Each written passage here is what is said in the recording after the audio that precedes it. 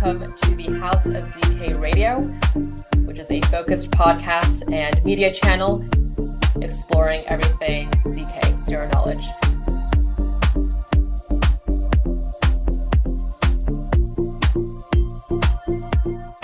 Yeah, thank you so much, Annie, for the introduction, and thank you, Brandon, for being here. I'm Alice. As Annie mentioned, I'm part of zkApps and House of zk. We're joined here today with Brandon, who is CEO of O1 Labs. So thank you so much for being here today, Brandon. Really excited to have this interview with you. Thank you for having me. Yeah, of course. I'm wondering if we can first start off with your origin story. So I'm very curious to hear about your journey into both the Web3, also zk spaces, and then also going into O1 Labs. Yeah, my origin story. At what duration? Quickly, right? I tend to, I had this question asked of me a few weeks ago, and I talked about it for 50 minutes, so I'll go faster. Okay, origin story. Well, I saw a Slashdot post about Bitcoin when I was in high school. I tried to install the client on my parents' computer and failed, and that was like 1 cent Bitcoin. So then a few years later, when I saw $12, I was like, whoa, I can't miss this rocket ship anymore. So I built a computer with money I got from an internship, and then I mined Bitcoin using the free electricity in my university. I mined like several hundred, and then I deleted my hard drive. Oops. And you know, and then I stored them on some reputable public cloud sources that then got hacked, and all of them got stolen. So, you know, fun intro. After that, I was a little upset about crypto. So I didn't really pay attention when Ethereum was launching. I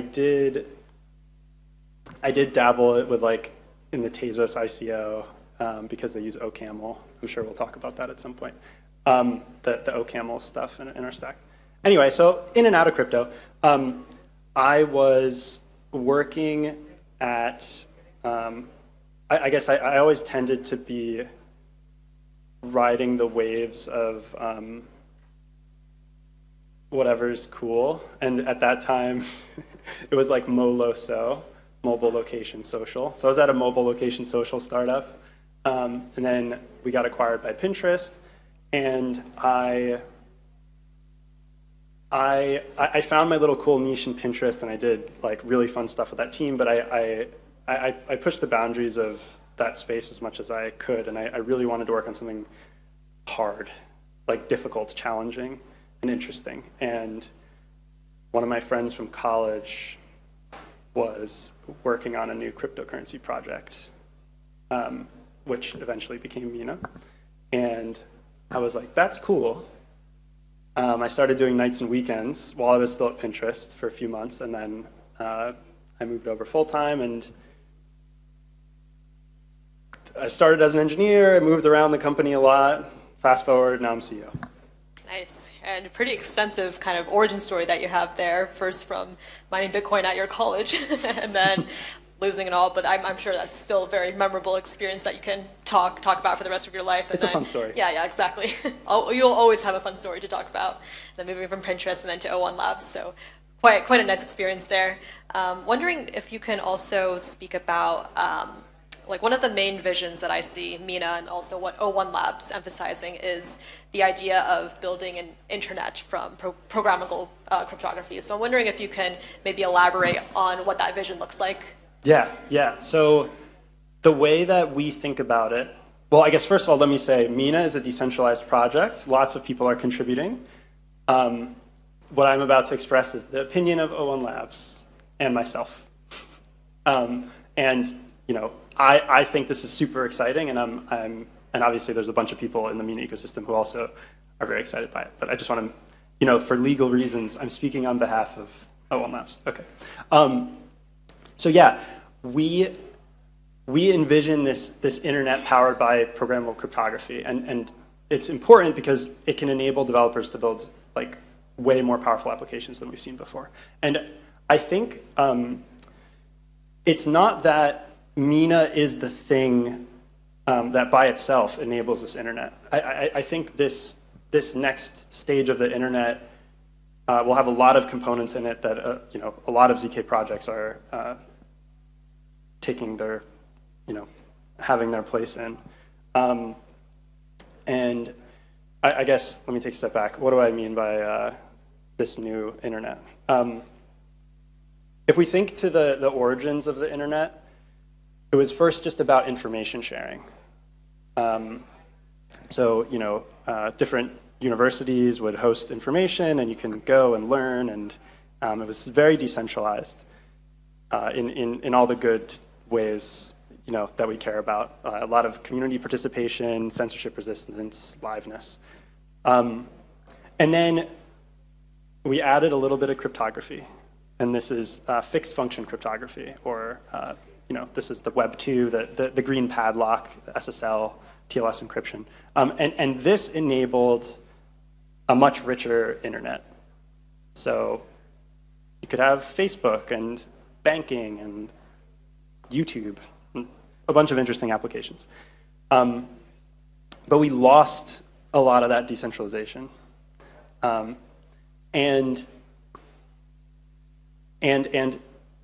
just to harp on the cryptography part, this fixed function cryptography, its purpose is just to protect a connection between two servers. You can't do anything interesting with that cryptography. It's not programmable. Okay. So the next stage, programmable cryptography. That's zk, FHE, MPC. These tools allow us to do a lot more than that SSL. Most importantly, they allow us to bring back decentralization. So we can actually have a real internet. They give us privacy. They give us a lot of cool stuff that we'll get to later when we talk about the benefits of these kinds of systems. And they enable these like super powerful building blocks which you can use to build cool applications. So there's an interesting post by ZeroXPark that mentions some ideas around this internet, and they talk about a universal protocol. So that's effectively, it's like taking data from somewhere and putting it somewhere else. So my passport, my ID, my Twitter, like my government information, and bringing it on chain or off chain, or in different places. There's also hallucinated servers.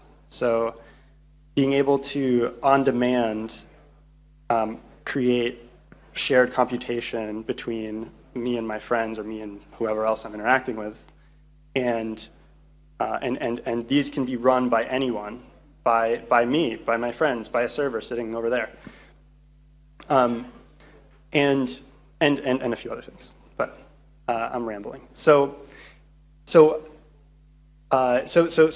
internet is really cool, and we need a lot of different projects to fit together to enable this internet. But I think the most important backbone of this system, I shouldn't say most important, I should say a very important backbone of the system needs to be some kind of decentralized transport layer, some kind of system where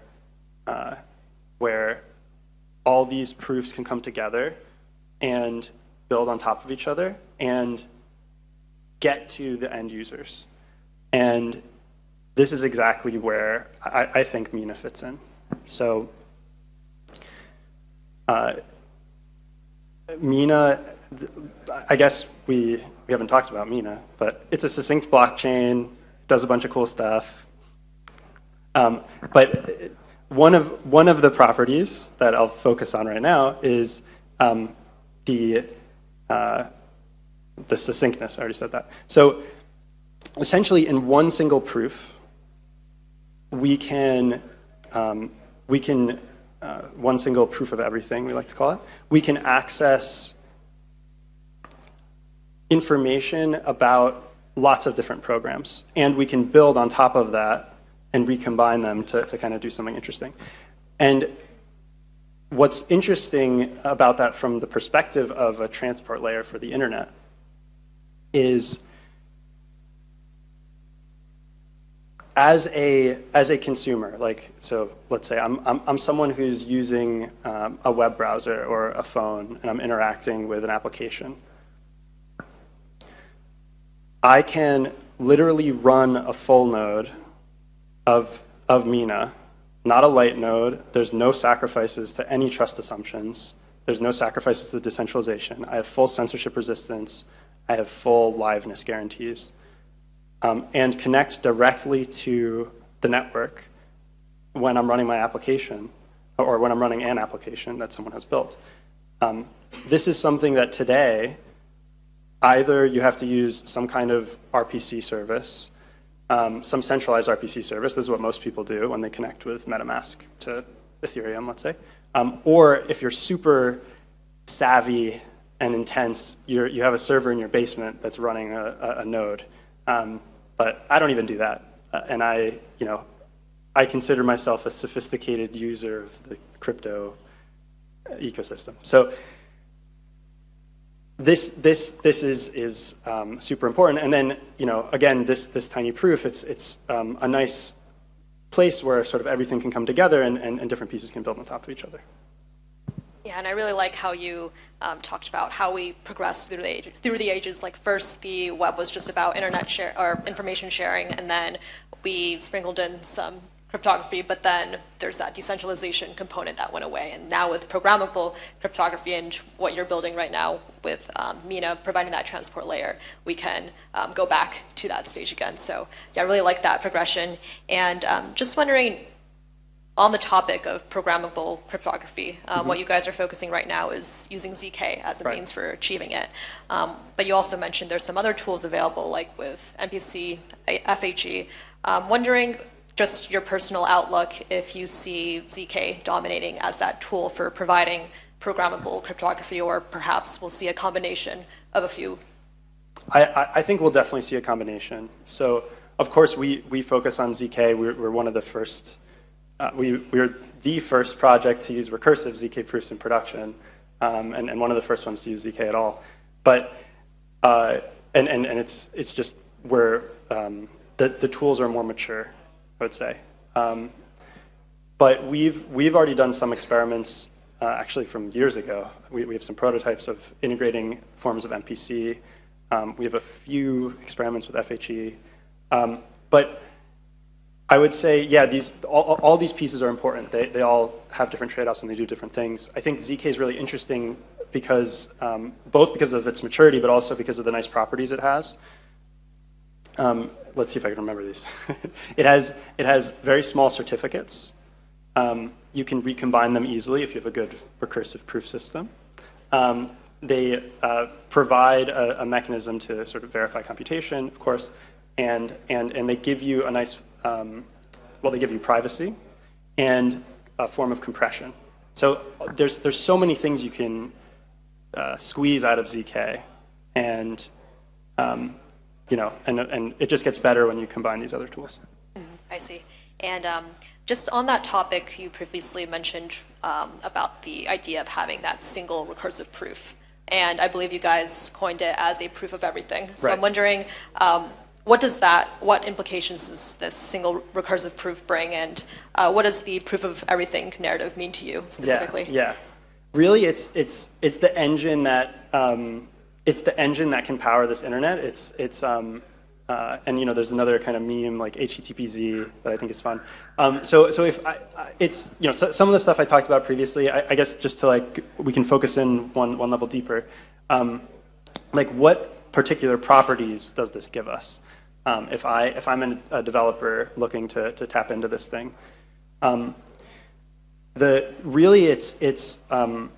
it gives you a bunch of superpowers related to recursive proofs. So this sharing of information that this like super composability layer that this gives you the same sort of power that we see in I guess that we've seen in Ethereum, where you can have these protocols that layer on top of each other, like Curve, Convex, Llama, etc.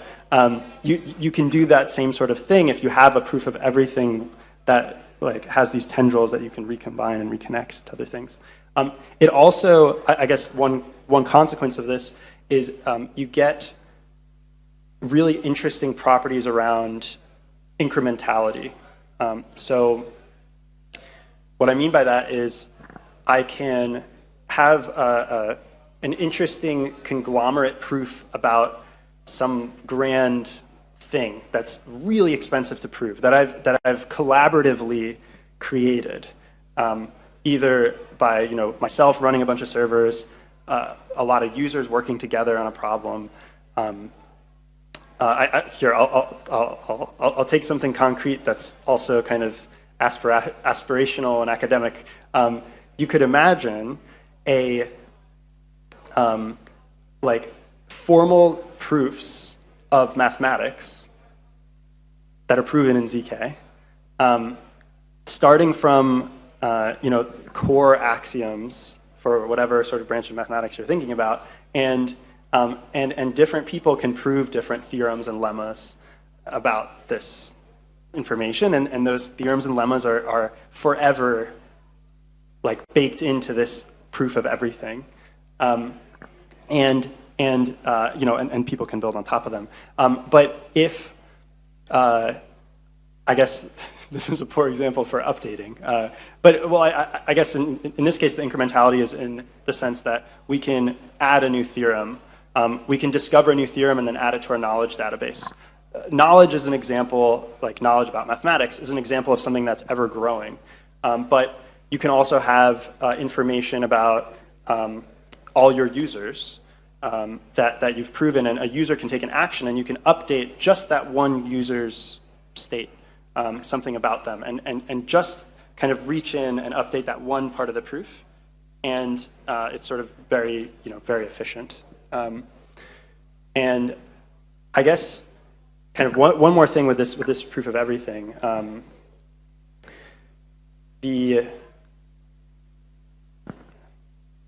It's one way to think about it is it's a single global computation that everyone can contribute to, that is sort of ever expanding and ever I guess ever growing in knowledge, not just about kind of maybe mathematics, but about anything, and all these things combined together, and we can access sort of this grand collection of knowledge in this really, really tiny, from this really tiny like certificate and fingerprint. So I think it's like inspiring. I don't know. Yeah, and I really liked how you likened it to a knowledge database that anyone can contribute to, that's ever growing, and how you can like adjust for different components within it. So I think that's a pretty powerful narrative. So yeah, thank you for that, Brandon. Also wondering, just on the use cases side within Mina and also O1 Labs, what kinds of use cases are currently being built on Mina, or what future ones do you hope to see being built? Yeah. So we just had our first MinaCon in the Mina community. I think it was 2 weeks ago, or maybe 3 weeks ago. It was 2 weeks ago. And this was a space where we invited just like experienced builders in our community. We've had versions of our SDK for the programmability layer of Mina in iterative development with users for 3 years. So over this time, we've built this collection of experts who, many of which are doing this full time. Like they're just playing around with the tools and building on Mina. So yeah, so there's some really interesting stuff going on. I'll name a few. One kind of category that's really exciting is it's also like close, to being realized. Because it's a little bit more straightforward than some of these other examples, which is anonymous voting. So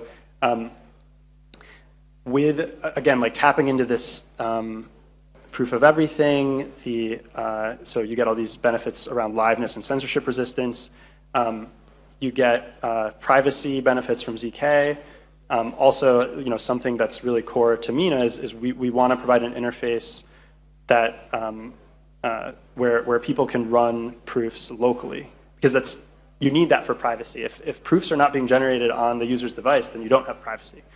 So there's that, and then this incrementality again, I can incrementally sort of contribute to a vast crowd of people all voting in a scalable and secure and private way.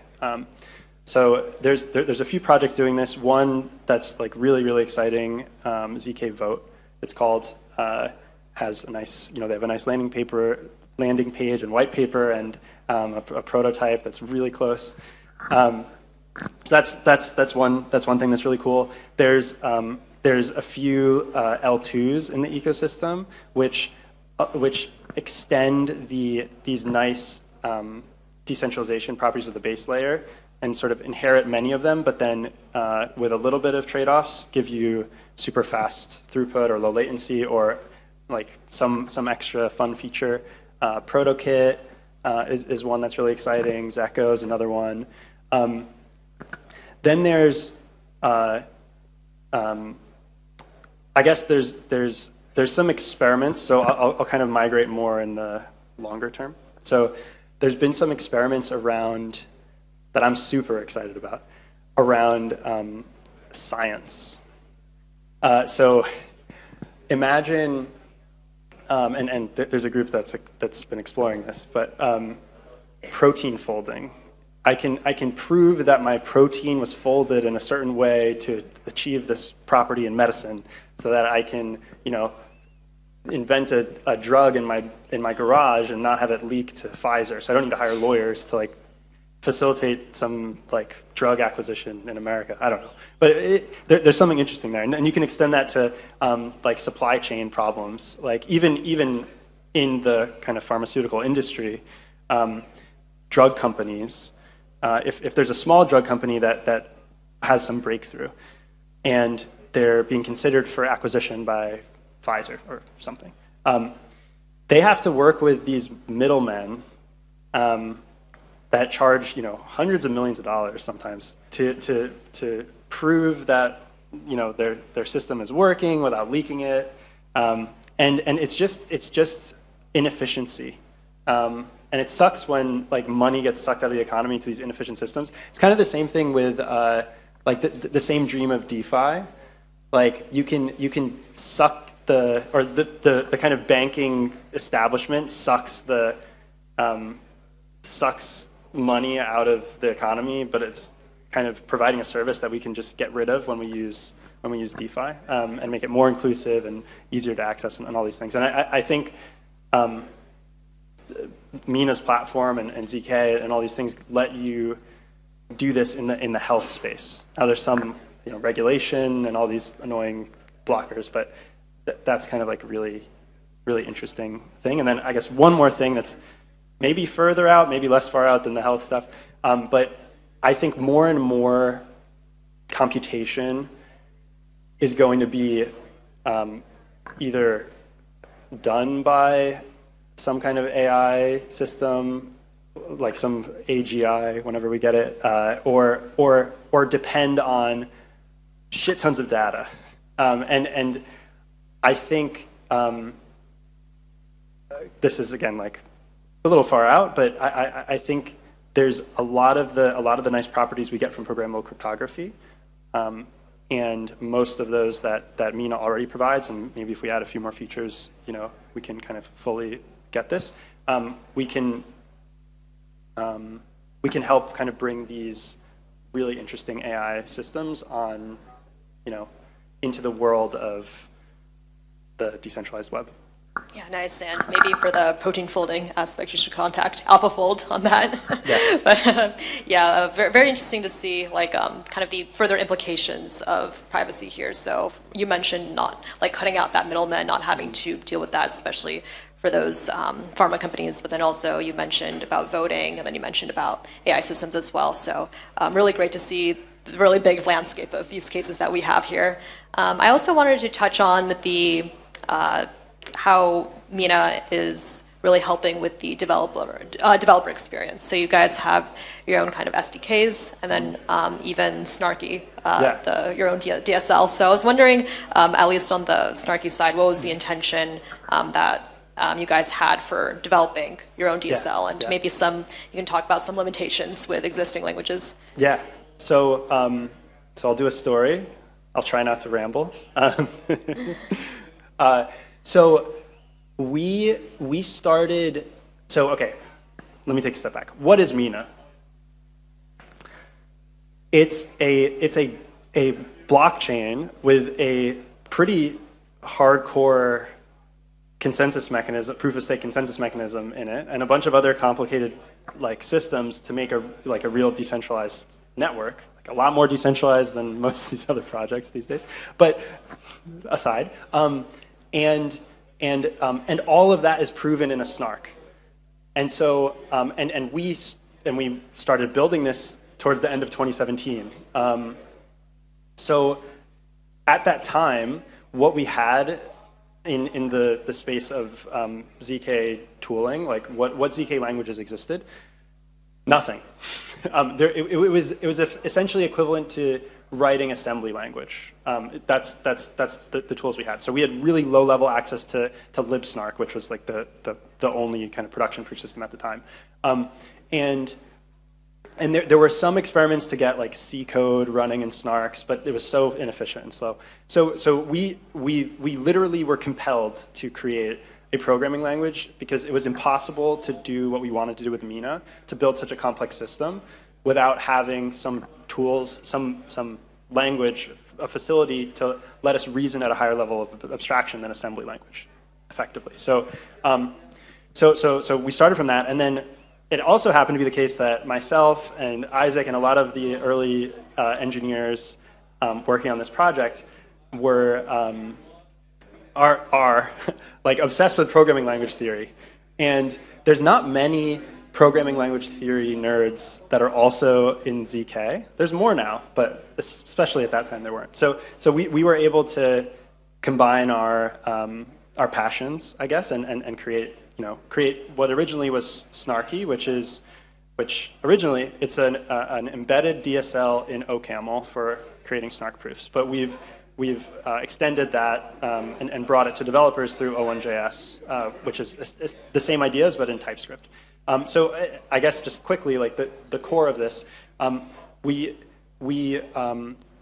chose to create a system that was like very much layered. So at the lowest level, like we still want to expose the kind of assembly language interface so that people can have low-level access to optimize things. But there needs to be a way to wrap that up in a nice package so it's easy to use with others. And the way to do that, if you're a programming language nerd, is you add types to things and you add functions. And so that's essentially what Snarky is. It's types and functions. And then I guess the other interesting thing is witness evaluation, so the stuff you do outside of the proof, and generating the constraints for the proof, and sort of just describing what the verifier does. Those two things are unified into sort of one interface. And so anyway, we've taken that and we've brought it. We've evolved it over the years. It turns out developers don't really want to write OCaml that are not at our company, so we brought it to TypeScript. And developers want to write TypeScript. And I guess one thing I'll just end on, I suppose. I see crowds of people, so I feel like we're running out of time. It's so important to us when we were designing these tools, and we still hold this true. People don't want to learn a new programming language. They just want to do their fucking work, And this is why this new wave of zk VMs is so great as well, where you can just write Rust or whatever. But okay, like let's say like you need to write a circuit for whatever reason. You need it to be faster. You need it to be you need to have more interesting access to the underlying depths of the proof system, which is something we provide. I don't want to learn some DSL that was probably like, even if it was written by someone who's really good with programming languages, like it doesn't have 1 million person hours of engineering put into it and all of its tools. And whereas something like TypeScript does have millions of hours of engineering effort put into the tooling. And so anyway, we express Snarky in all of its variants. O1JS is one. We're thinking about an O1RS. Not committed to it yet, but you know. It's very important to us that it's embedded within the language. So anyway, I guess one more thing on the like human side, we're structuring ourselves as an organization, and we've always focused on this. Like we really want to learn from users. We have what we call an exploration team at O1 Labs.